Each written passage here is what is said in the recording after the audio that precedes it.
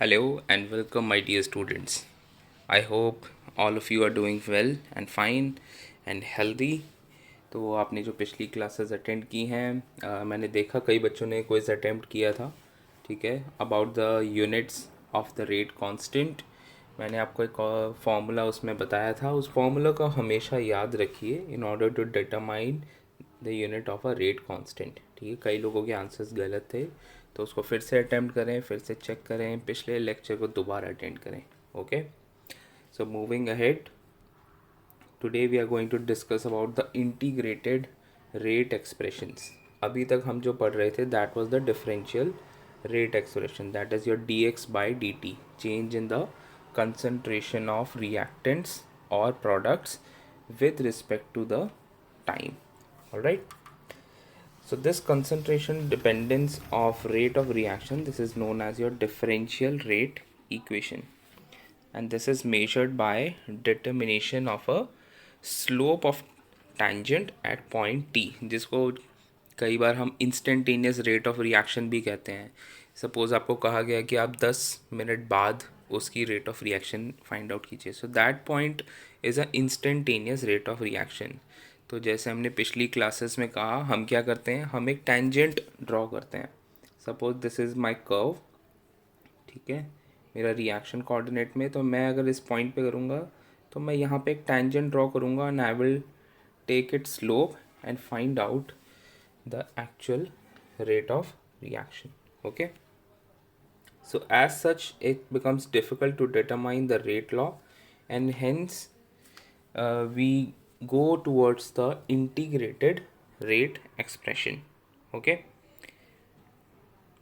now look at this one. This is for the zeroth order reaction. We know that in zero order reaction the rate of reaction, this is independent of concentration of all the reactants. ठीक है, zeroth order rate of reaction का मतलब ये है कि मेरी जो chemical reaction है उसके अंदर जो रिएक्टेंट है उससे इंडिपेंडेंट है, उसकी कंसनट्रेशन मैं चाहे बढ़ाऊँ या घटाऊँ, ठीक है, मेरी रेट ऑफ रिएक्शन सेम रहेगी। So considering a general reaction like this, A which is being converted into a product, so derivation of this integrated rate expression will be dx by dt, ठीक है, so this dx by dt which is directly proportional to the initial concentration. ये जो A in square brackets with a superscript 0, that means this is a, we are talking about initial concentration. ठीक है, तो मेरा जो rate expression है D X by D T, this is directly proportional to A to the power zero, और we can say that this is equal to K times A to the power zero. ठीक है, initial concentration of A, where K is the rate constant. Okay, so अगर मैं initial concentration या initial concentration of product that becomes zero and more the concentration of reactant is being observed. So from this expression we can see that your dx is equals to k dt. ठीक है, now if you integrate both sides you will get integration of dx becomes x and k dt, your time factor that becomes kt with a constant c. Okay, so initially when time is equals to zero, ठीक है, जब मेरा time reaction start हुई थी, your X is equals to zero. ठीक है, मेरा कोई भी अमाउंट डिकम्पोज नहीं हुआ था, जो डी एक्स फैक्टर था that was zero. So at that time if I put t equal to zero in the previous expression and x equal to zero, c becomes equal to zero. So putting these values on the previous expression number 2 here, ठीक है, your x will be equal to kt. ठीक है, and this is known as your integrated rate equation for a zero order reaction.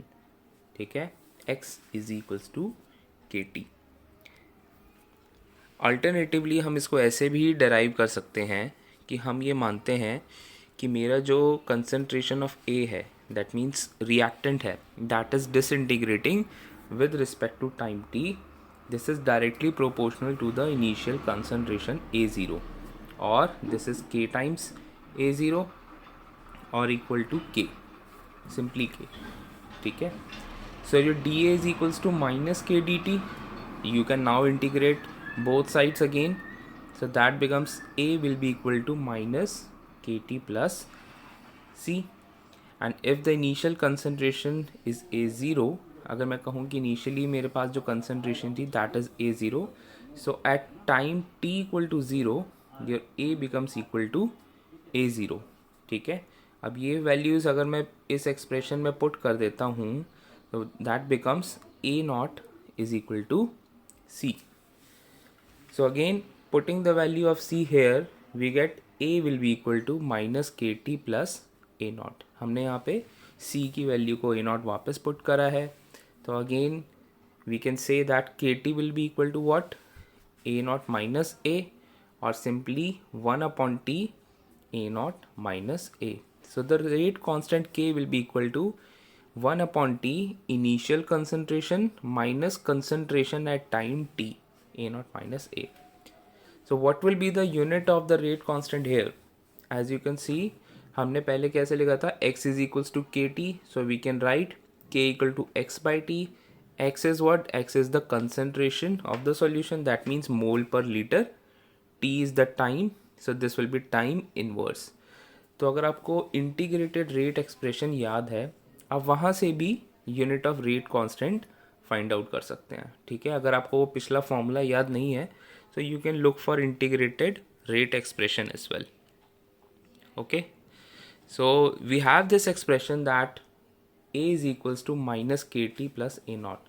So that means the concentration is showing a linear relationship with time.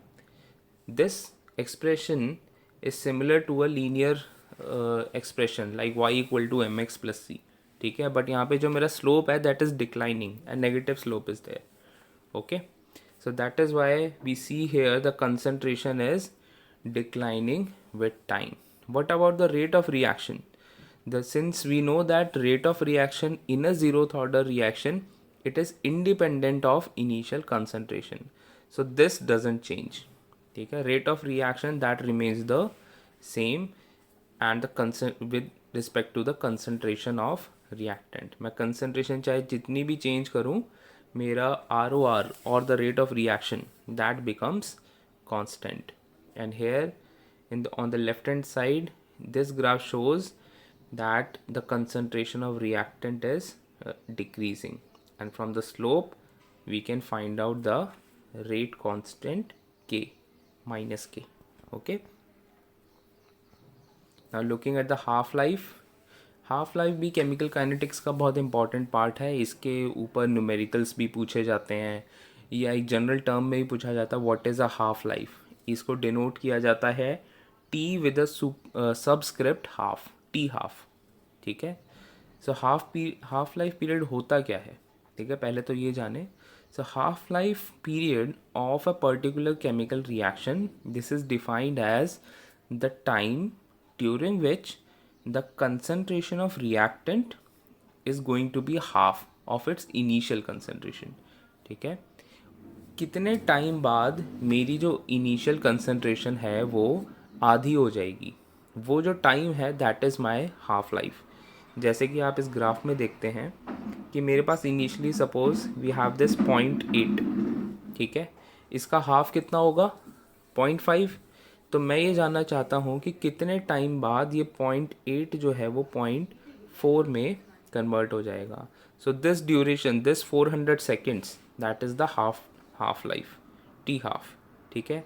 अब यही 0.4 half कब होगा, that means 0.2 कब होगा. Again as you can see 0.2 के लिए भी इसको 400 सेकेंड ही लग रहे हैं, 400 second. So T half remains constant for the whole of the reaction. 0.2 से 0.1 कब जाएगा, अगेन 400 सेकेंड्स, ठीक है. So T half is 400 seconds for this particular reaction, and this T half is also helping us to determine the order of a reaction. So let us know how. So the time taken for half of the reaction to be completed is known as your half period, half life period. अगर इसको हम plot करें T half को initial concentration से, तो अगर मैं initial concentration बढ़ाता जाऊंगा, मेरी जो टी हाफ है वो भी बढ़ता जाएगा, हाफ लाइफ भी मेरी बढ़ती जाएगी, ठीक है। So we can say t equal to t half hair.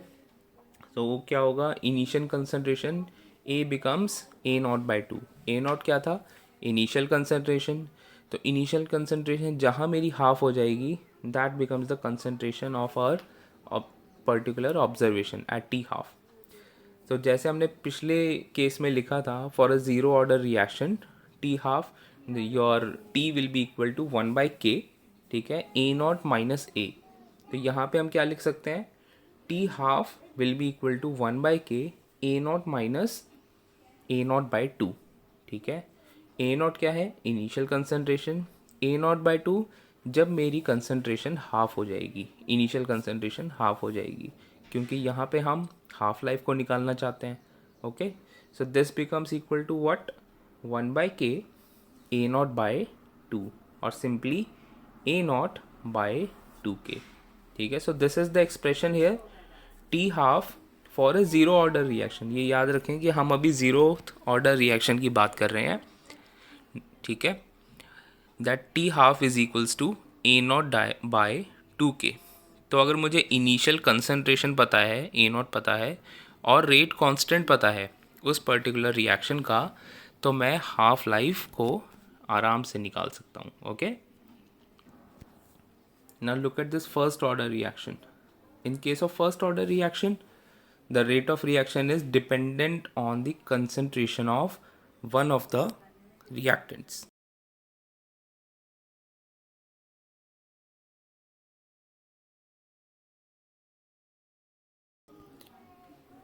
So now again considering this reaction, let us derive the integrated rate expression first. So let initial concentration is to be A, and suppose x moles per liter of it gets decomposed after a certain time t, ठीक है। तो मेरा law of mass action क्या कहता है, that dx by dt this will be directly proportional to the concentration which is remaining, which is a minus x। a मेरी initial concentration है, x मेरी जितने मोल्स डिकम्पोज हो गई है, ठीक है। सो dx by dt this will be equal to k times a minus x, और we can say in terms of, अगर मैं दोनों डिफरेंशियल टर्म को अलग अलग कर देता हूँ, so D X divided by a minus x is equals to k dt. Now you integrate both of these sides, you will get minus ln a minus x is equals to kt plus I. Now look at the initial stage first.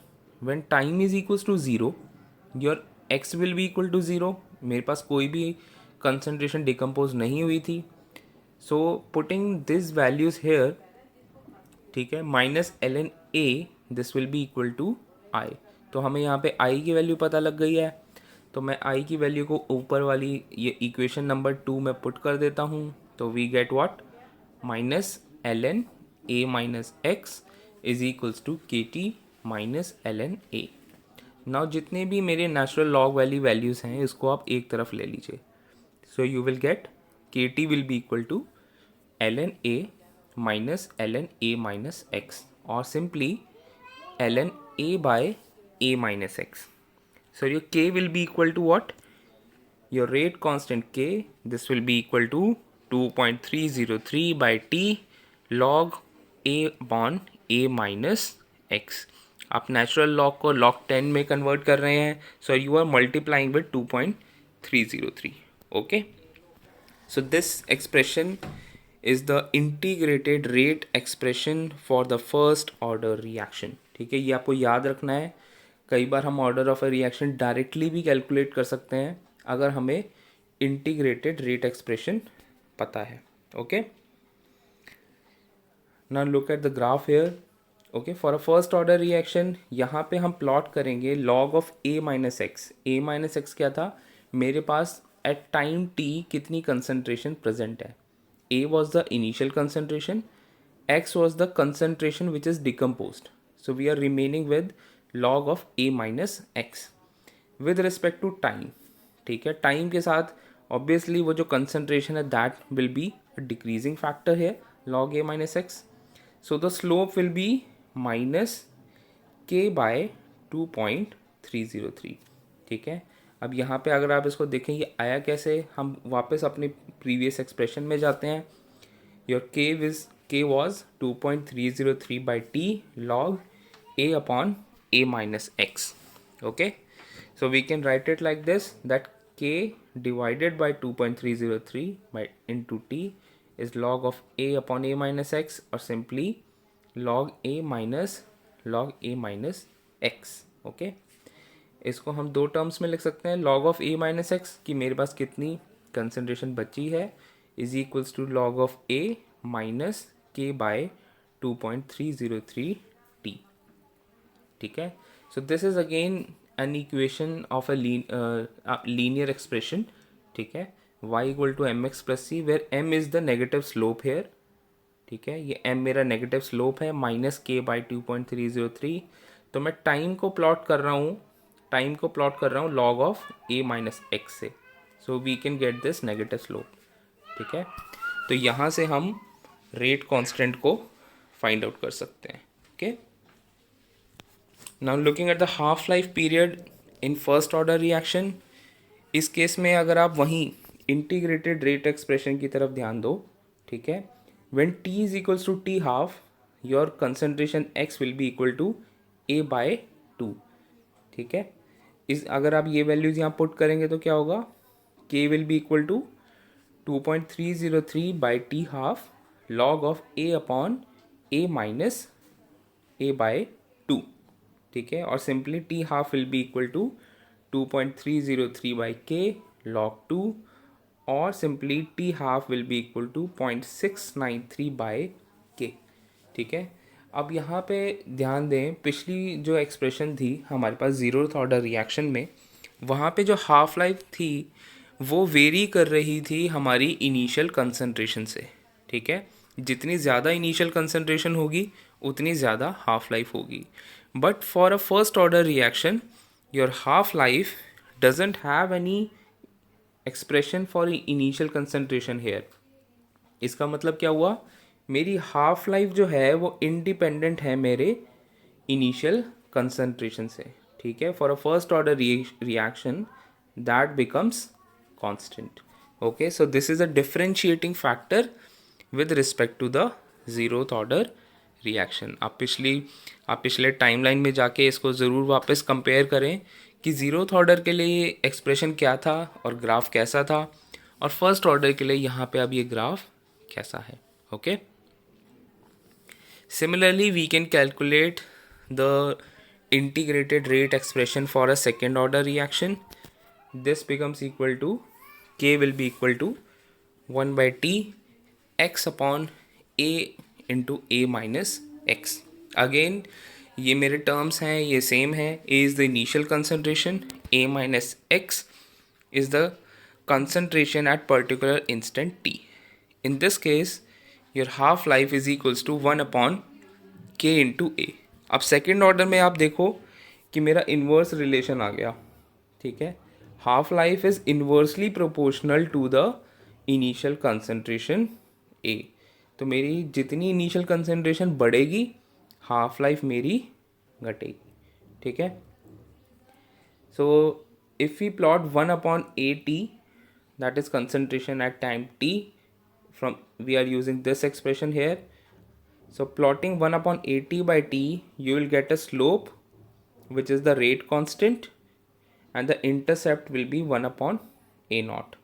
Okay, similarly for third order reaction, उसके लिए आप rate expression that will changes, so it will be more complex and complex. जितनी ज़्यादा higher order reaction में जाएंगे your integrated rate expression that becomes more complex. and half life आप यहाँ देखो, अब मेरी half life है वो inversely proportional है to the square of the initial concentration. ठीक है, तो जितनी ज़्यादा मेरी इनिशियल कंसंट्रेशन होगी हाफ लाइफ और ज़्यादा ड्रास्टिकली डिक्रीज करेगी. ठीक है, now how to determine the order of a reaction. ठीक है, there are various methods, but ये सारे मेथड्स हम कल क्लास में फिर से इसको अटेम्प्ट करेंगे. मैं चाहूँगा कि आज आप यहीं तक जितना भी हमने पढ़ा है about the integrated rate expression and about the half life, इसको आप स्टडी करें, रिवाइज करें और जो क्वेश्चन पोस्ट किया जा रहा है उसको अटेम्प्ट ज़रूर करें. Okay, so all the best and thank you.